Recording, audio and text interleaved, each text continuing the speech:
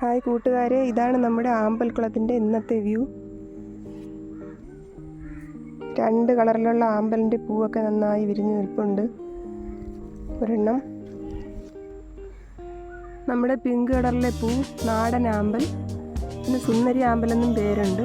ഈ വലിയ ഇലയെല്ലാം സുന്ദരി ആമ്പലിൻ്റെ ഇലകളാണ്. ഇത് 11 മണി വരെ മാത്രമേ ഇങ്ങനെ വിരിഞ്ഞു നിൽക്കൂ. 11 മണിയായി സൂര്യപ്രകാശം നന്നായി കനക്കുമ്പോഴേക്കും ഇത് വീണ്ടും മൊട്ടുപോലെയാകും. വൈകുന്നേരം ആകുമ്പോൾ വീണ്ടും വിരിയും. അങ്ങനെ ഒരു 3 ദിവസം വിരിയുകയാണെങ്കിലും ചെയ്യും. അതാണ് ആ പൂവ്.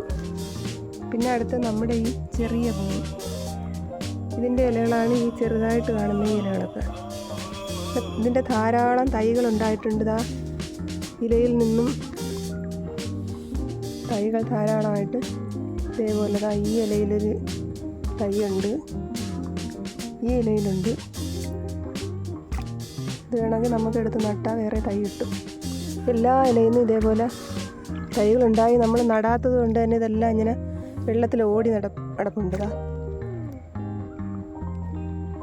അടിയിൽ മണ്ണൊന്നും ഇല്ലാത്തതുകൊണ്ട് ചിലപ്പം നശിച്ചു പോകുമായിരിക്കും. എല്ലാ ഇലയിൽ നിന്നും ഇതുപോലെ ധാരാളം തൈകൾ. ആമ്പലിൻ്റെ വെജിറ്റേറ്റീവ് റീപ്രൊഡക്ഷൻ നോക്കൂ. എല്ലാ ഇലകളിലും ഉണ്ടായിരുന്നു, കുറേയൊക്കെ നശിച്ചു പോയി. മിക്ക ഇലകളിൽ നിന്ന് ഇതുപോലെ തൈ വന്നുകൊണ്ടിരിക്കുകയാണ്. ഈ വലിയ ആമ്പലിൻ്റെ ഇല ഇനി അറ്റം വരെ നീണ്ടു വരും. വലിയ ഇല വരുമ്പോഴത്തേക്കും അങ്ങനെ വിശാലമായിട്ട് ഇല വീശി കിടക്കാൻ വേണ്ടിയാണ് ഇപ്പം വലുതായിട്ട് കുളം ഉണ്ടാക്കിയത്.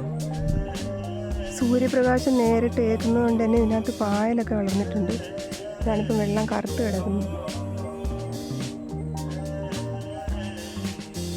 വലിയ ടബിനകത്ത് നട്ടിട്ട് ഇതിനകത്ത് ഇറക്കി വെച്ചൊക്കെയാണ് ചെയ്തിട്ടുള്ളത്.